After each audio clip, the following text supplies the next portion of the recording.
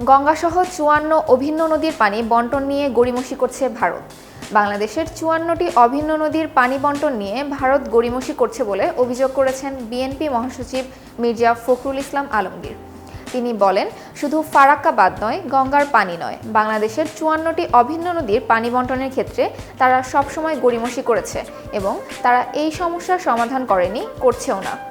তিস্তা নদীর পানি বণ্টন নিয়ে দীর্ঘকাল ধরে এই যুক্তি করছি, এই হয়ে যাবে, এখন ভালো অবস্থা আছে, এই করে করে কিন্তু সরকার কাটিয়েছে। ঐতিহাসিক ফারাক্কা দিবস উপলক্ষে গত বৃহস্পতিবার দুপুরে জাতীয় প্রেস ক্লাবে আয়োজিত আলোচনায় সভায় অংশ নিয়ে তিনি কথা বলেন। এ সময় তিনি অভিযোগ করে বলেন, আমরা বরাবরই লক্ষ্য করেছি বাংলাদেশের জন্ম হওয়ার পর থেকেই আমাদের প্রতিবেশী, যার কাছে আমাদের স্বাধীনতায় তাদের ভূমিকার জন্য আমরা কৃতজ্ঞতা প্রকাশ করেছি সবসময়। তারপরেই আমরা যেটা লক্ষ্য করেছি, বাংলাদেশকে একটা নিয়ন্ত্রণের মধ্যে রাখার জন্য সবসময় তারা তাদের কর্মকাণ্ড পরিচালনা করেছে।